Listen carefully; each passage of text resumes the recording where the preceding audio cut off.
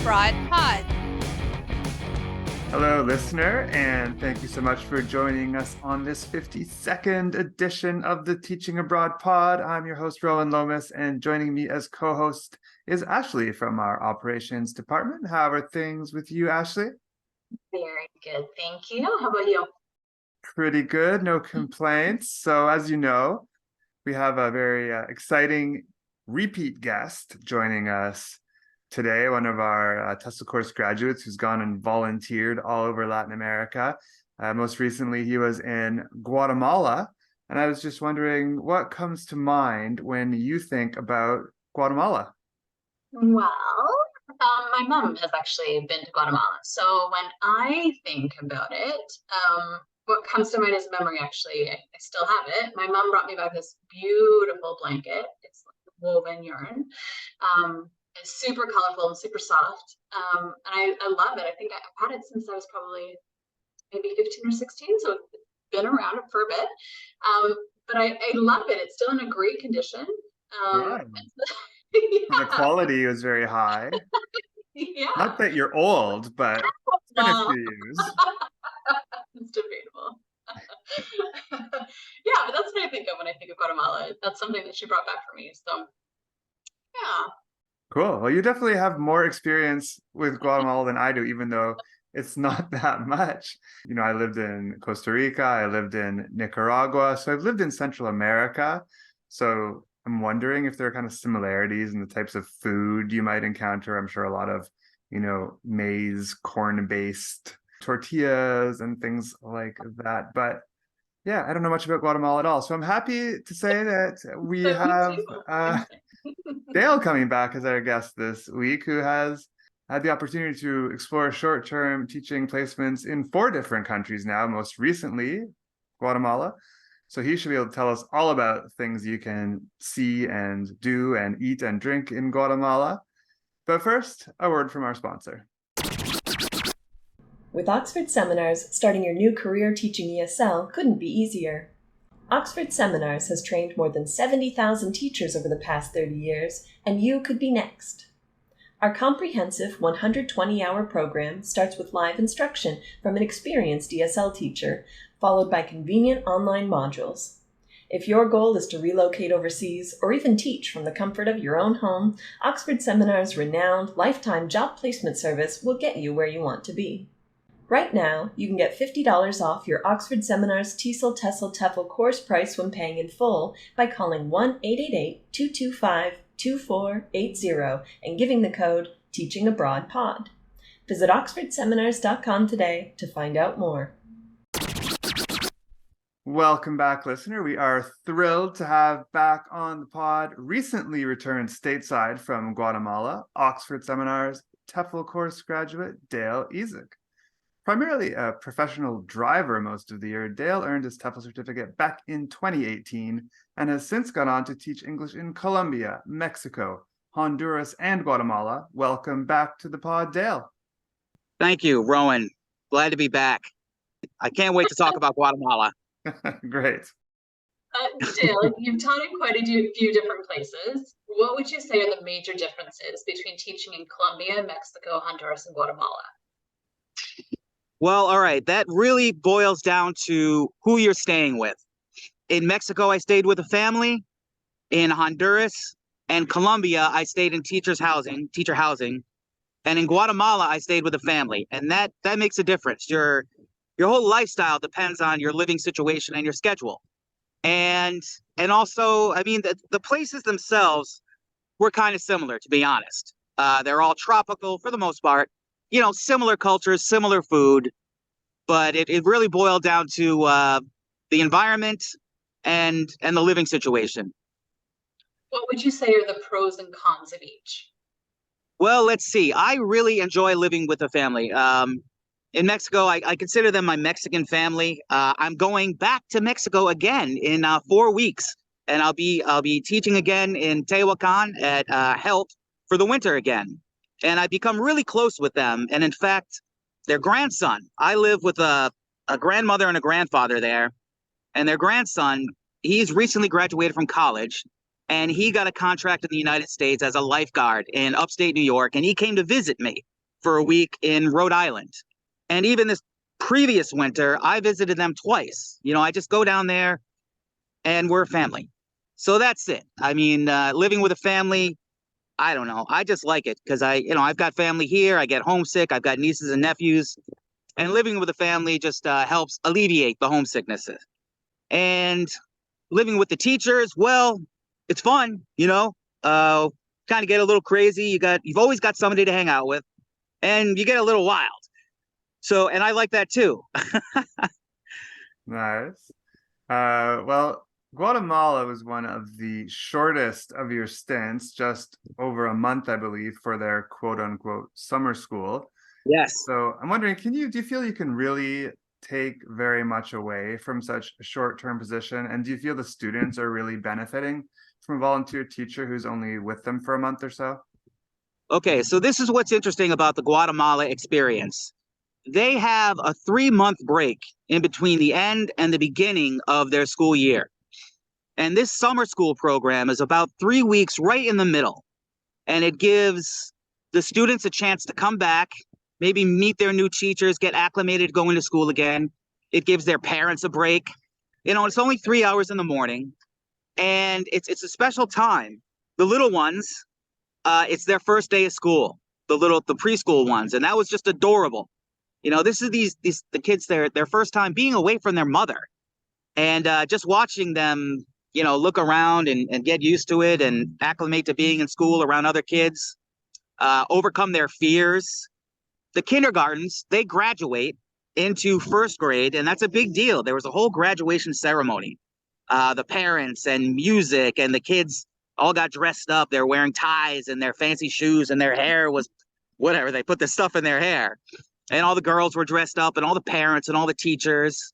So that was a ceremony that I enjoyed. And also, I saw the high school kids graduate, and the 6th graders graduate to secondary school. And it was a whole production. There was music, and once again, there was a little play that the kids put on, and a really special time to be there. There was a dance between the daughters and the fathers, and the mothers and the daughters after graduation, and just a lovely, lovely experience. Let's see. Real cultural experience, just even if Absolutely. you're there for a short period of time. Right. And the thing with this experience during this time of year is there's so much going on. For example, the beginning of November is Dios de los Muertos, the Day of the Dead celebration. So that's going on in town. There's also the Sumpango Kite Festival, which is right near Antigua. And that was just fascinating. These huge kites the size of a trampoline flying in the air. And at the same time, I counted almost 100 kites in the air at one point. And it's a big festival. Once again, music and food and dancing and kids and chaos. And then also there is the Flower Festival. It's a huge festival in Antigua, thousands of people where I hope you got some of my pictures, where they just decorate everything with flowers, and it's just a great big party. And that all happens in the span of 4 weeks. And let's see, I didn't get to do a lot. I was really concentrating on just the school. I wanted to get an idea of what Guatemala was like in case I'd like to return. And I absolutely want to return. I didn't get to hike any of the volcanoes. I didn't get to check out the ruins. I didn't go to the lake. There's tons to do. And I can't wait to go back and experience some of the other things myself. Where is somewhere you'd recommend people visit in terms of sightseeing in or near Antigua? Well, there are 3 volcanoes, and the most fascinating one is Fuego, because it erupts just about every 15 minutes. Not necessarily a massive plume every single time, but it is constantly erupting. And you can hike the adjacent volcano and actually look down at Mount Fuego and watch it erupt. It's a hike up, and you spend the night, and then a hike down the next day. I didn't get to do it. From what I understand, it is a difficult hike. You have to carry your own water, like you have to carry 4 liters of water, and you need proper shoes, you need proper gear. And that absolutely I would recommend. Like at night, I never did get to see it because of the weather conditions, but you can see it. You can see the lava popping out at night if there are no clouds. And there's a lake called Lake Atlan. I'm not really sure if I'm pronouncing that right, but that's nearby. And it's supposed to be one of the most magical places in the world. It's a great big lake from a dormant volcano, I believe, and it's surrounded by volcanoes. There's 37 volcanoes in Guatemala, and it's a country about the size of Tennessee. And there's another place I didn't get to go to called El Paradon, which means the wall, I believe, and that's on the west coast. And it's a party town, to put it bluntly, a surf spot and a party town. So I'm looking forward to checking that out next time I go down. Sounds like the kind of place you'd enjoy.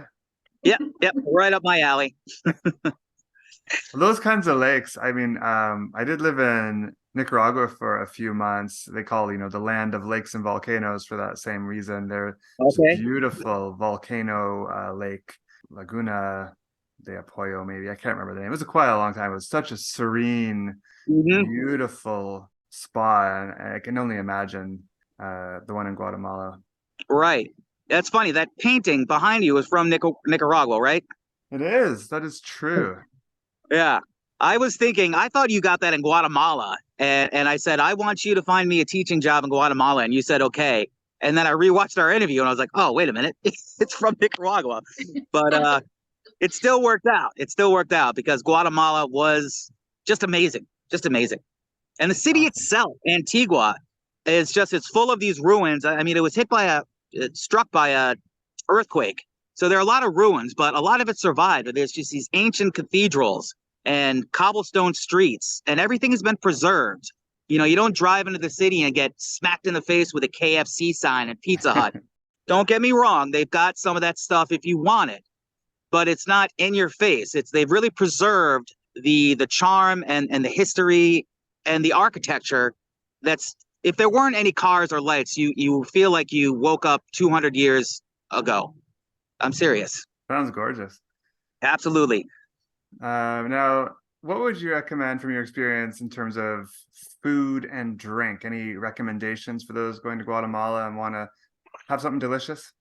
Well, it's pretty interesting because it is surrounded by so many different countries. So there's a lot of food influences, cuisine influences. There's Mexico right there. So we got fresh tortillas every day. I stayed at a homestay, which I highly recommend. And I was provided 3 meals a day. And so I did go out a little bit and try some of the local cuisine, but mostly I ate at the house. I was the only teacher there, but there were 3 other residents, which was nice. There was a girl from Germany. She was there as a volunteer, as a physical therapist. There was another girl from Japan, and she was there studying Spanish, studying to learn Spanish. And there was also my homestay's family, who are always popping in and out, which was lovely. And we shared all of our meals together. And she was a wonderful cook. And I don't really know the names of a lot of things I had, but the thing about it is the produce and the meat, the pork, the chicken, and everything is so fresh. And it's so simple. Just a pounded piece of pork in a skillet with a little bit of oil, salt, and pepper is just delicious. And even just a salad with some radishes, cucumbers, and lettuce with lime and salt. It's all you need because everything is so fresh. And that's that's it. it. The quality of the food goes a long way. No matter where you are in the world, fresh market produce is so much better than, those bland tomatoes you buy at the store, the grocery stores here.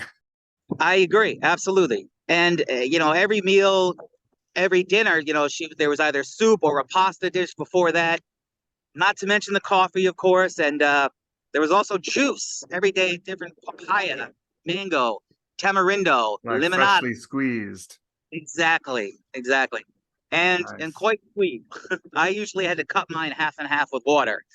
They love their sweets down there. So there was a tienda right near the house that I really enjoyed. And there were all sorts of fried little goodies, these little fritos and beans for hardly any money. And they were made all 50 cents for like a little dumpling full of meat. And I would pick up some of those. And also the bakeries, seemed to be a bakery around every corner with all sorts of different cupcakes and cookies and cakes. And I enjoy those types of things too. That's something I loved about Costa Rica.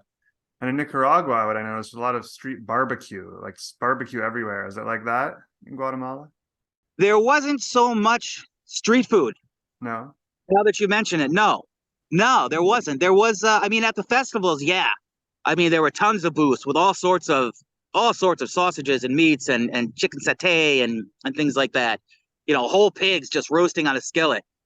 But no, now that you mention it, there was not a lot of street food. But the Interesting. restaurants, yeah, the restaurants were really cool. And I guess that must be some kind of a city ordinance. To be honest, there wasn't really room. There you could get ice cream and little treats like that, peanuts and things, but nobody out there with grills. And I think a lot of that probably has to do with a lack of space, to be honest. The streets are small, they're narrow, they're, from 400 years ago. And with the traffic and the bikes and the parking, I just don't think there was enough room for something like that. But so the cool thing about the restaurants is it's a walled city. Everything is walls, and you might see a little sign outside. And you go in like, what do they got here? And then they'll take you into the restaurant, and then boom, it just opens up into this massive courtyard with gardens and tables and fountains and candles, and it's all really kind of dark and mysterious and romantic, and it's poetic. It's just it's romantic. It's otherworldly. It's just so special. I can't think of the word right now. It's just fascinating. Transporting back in time. Absolutely. It's just, Adjectives. You figured it out. thank you. And the flowers. There's just so much flora and fauna everywhere. Just everything is a garden, and there's hanging plants and palms and Christmas lights and kites and decorations, and it's just beautiful around every turn. You mentioned that you did a homestay when you were in Guatemala. Would you say that's the most common housing situation, or were there other options? There are plenty of options. There were 3 other teachers. 2 of them were volunteers. They were a retired couple from the United States. And so this was kind of interesting. There was the retired couple, and then there was also a younger girl from Germany. So it's funny. She was in her gap year, just finished high school and about to start college. And then there's me kind of in the middle. And then there was the retired couple who had already lived their lives, raised their children, and now they're just exploring the world. So there was this really interesting dichotomy of experience and lack of experience and teachers. So I was staying in the homestay that was recommended through the school. Paola, the girl from Germany, she was staying with other people her age from Germany in a similar, not a homestay. They cooked for themselves. And Peter and his wife, they were the retired couple. They had a Airbnb for 2 months, so they were kind of on their own. So that's 3 different options. But there are plenty of hostels, plenty of inexpensive hotels, plenty of expensive hotels as well. But I mean, for me, homestay is the way to go, all the way. It was Anna. She was the host. She turned 61 while we were there, and her whole family were there, all of her kids, all of her grandkids. So we celebrated her birthday. I partied with her sons. There were some young kids. We went out. We went to the club. They were really young. I couldn't keep up with them. And then one of her other sons, he owns a restaurant in a nearby town. We took a trip, and I had a burger and a couple beers there. And it was just, and her husband, she has as an old timer. Guy was in his 90s. I'm not even kidding. Wow. And yeah, he was super, super cool guy. He spoke some English, but on any given moment in the day, he'd be taking a nap on the couch or anywhere he was, actually. But it was just special. It was funny. It was funny and special and so much fun. I mean, when I go back, I am for sure going to stay with his family again. Yeah, I love homestay too, because there's no better way to live like a local, to see how the people live and eat and where they go. Best places that maybe tourists haven't heard of or never would have thought to go to. Exactly.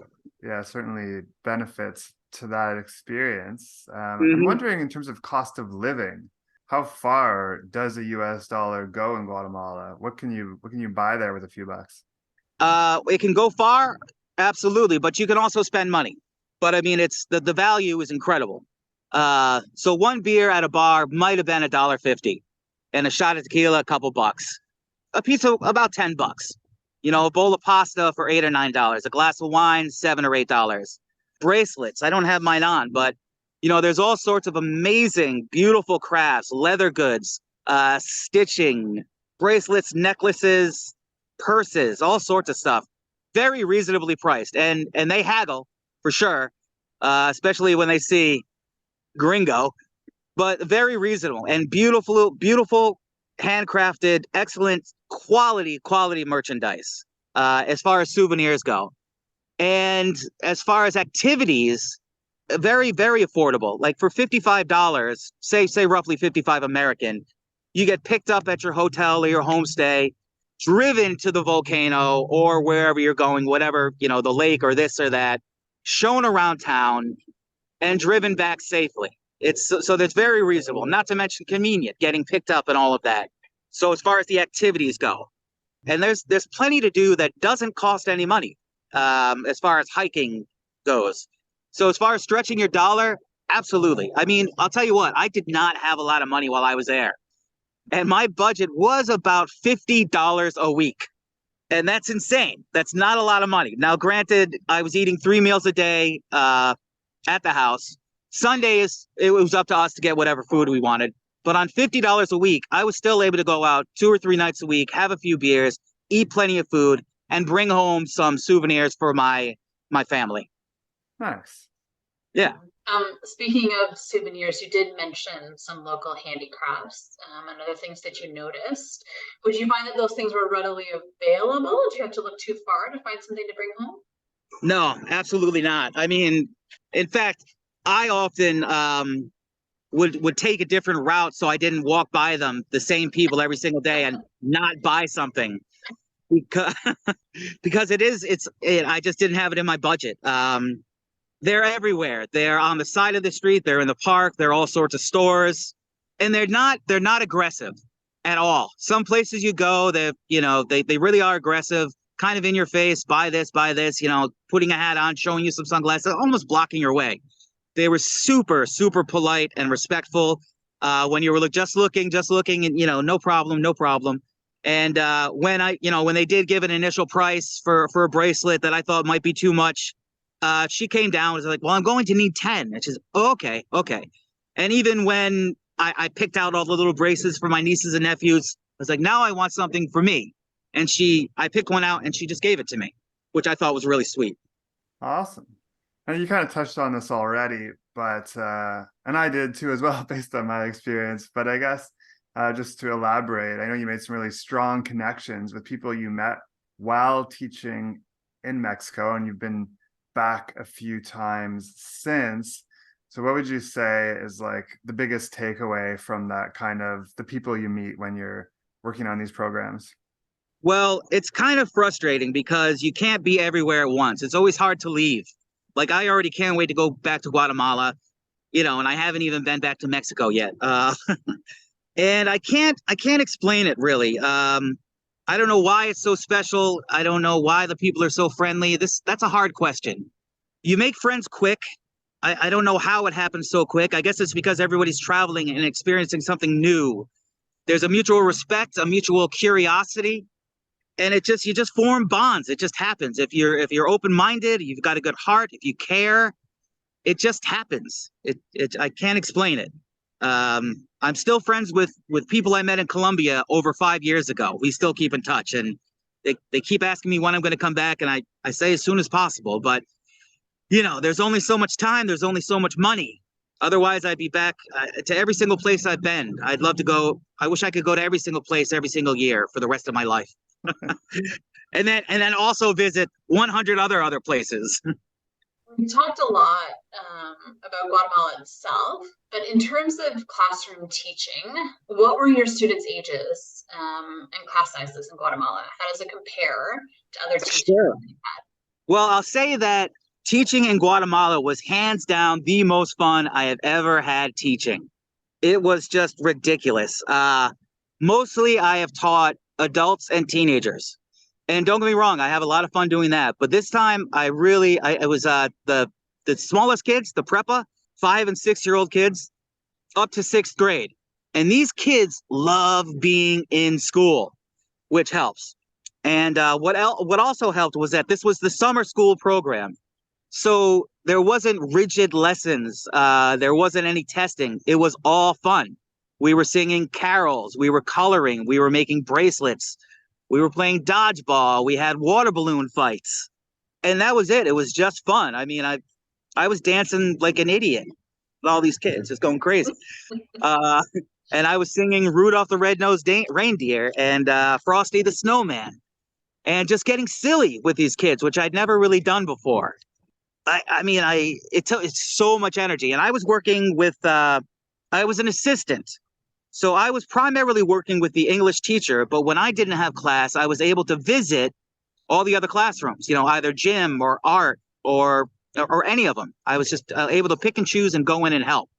And some days I would just draw on the chalkboard. We do a dolphin or a reindeer, and all the kids would copy it. So let's see. Yeah, the most fun I've ever had teaching easily was in Guatemala. And like I was saying, I was an assistant. Miss Manuela, she was just incredible. And let's see. So that was great. No stress. I didn't have to worry about lesson planning. I just followed her lead and jumped in when I thought I could help. And she was just like this magician controlling the kids. They were all really well behaved, but it was just funny. Like if they got out of control, this maybe you've seen it before, teaching this holy moly, put your hands up, holy moly, and all the kids repeated, and holy moly, guacamole. And then suddenly they would just put their hands back down and get back to work and focus again. And hands on knees, hands on knees. When the kids got out of control, they put their hands on their knees, wait for instructions, and then boom, they're focused and back to work again. She was just so fun and sweet. And I really learned a lot from her about teaching and just, let's see. One thing that they really focused on, which I thought was interesting, was empathy. And, I never really considered that as a lesson to be taught in class. Do you know what I mean? Does that make sense? Maybe because I never taught kids that young, but that was it. A lot of it was teaching the children how and why to care for and about each other. And they all did. They were all so sweet with each other and just sharing. And I loved it. It was just beautiful every day. Awesome. Yeah. Well, one final question.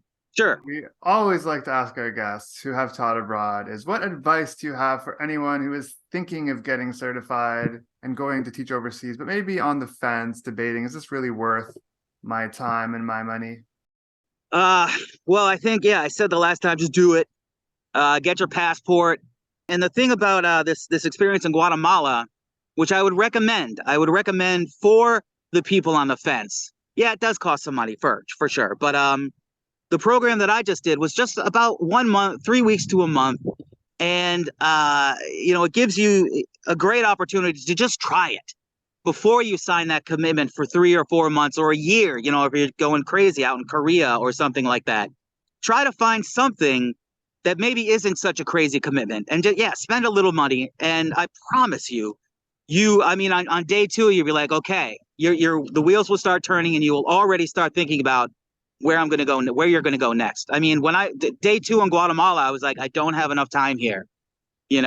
I was just going because I wanted to get an idea of Guatemala in case I want to return. But in day 2, I was like, I know I want to return. And so that's it. You don't have to necessarily take on the biggest commitment. There are plenty of opportunities to get out there and just try it. So you don't have to make that massive commitment, quit your job, leave your apartment, sell your car, find something that is shorter and just give it a try. And I promise you won't be disappointed. It'll change your life for the better. Great advice. Very much appreciated. Thanks again for taking the time to chat with us on the Teaching Abroad pod. And it was great having you. And hopefully we'll have you back again after your next adventure, wherever that may be. Well, yeah, I'm telling you, we were talking before, and I wrote a book. And it's not published yet, but I expect it to be published by spring. And I'd love to come back and tell you about my next experience in Mexico and promote my book. Absolutely. What are you doing if you're not self-promoting? All right. Ashley, it was a pleasure to meet you. Rowan, thank you as usual for all your help. I had another amazing experience because of your direction, and I look forward to wherever you're going to send me after Mexico. Awesome. Sounds great. See you again in the spring. All right. Adios. Before we go, we do have a little job placement update for those job seekers who may be listening. Yeah, so that volunteer program in Antigua, Guatemala that Dale was talking about, they typically hire a handful of teachers for 4-month positions beginning in July, as well as the 40-day summer school jobs to begin in October, November, around there. And they're also able to assist with homestay accommodations, which, as Dale said, is really a great way to get to know the community and see the local sites and things like that. And the program that Dale taught with in Cofradia, Honduras, and you can hear him talking about that way back in episode 27, they hire volunteer teachers for 3-month or longer positions and provide free shared accommodations in the teacher apartment. They take new teachers all year round, so great one to consider for people who can go at least 3 months. Then there's the 4-month program in Tehuacan, Mexico that Dale worked with, and they hire teachers in January, May, and September each year and offer a stipend of 5,000 pesos plus free shared housing. I think there's a teacher apartment where you get your own room as well as homestay options. And Dale talked about some of the highlights of that experience back in episode 27 as well. And his first volunteer teaching abroad experience, at least that I know of, was with a volunteer program in Ibagué, Colombia.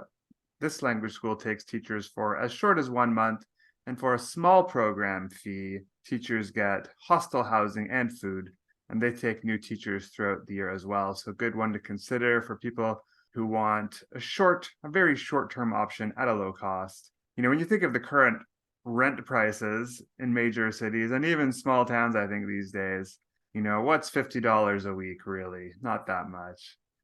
Also, should mention we work with a short-term volunteer program that's got teaching assistant positions in various other Colombian cities, typically 2 to 3 months in length, starting in August and February each year. And their program participants get free homestay, room and board with a local family in exchange for working as a teaching assistant in the public school system.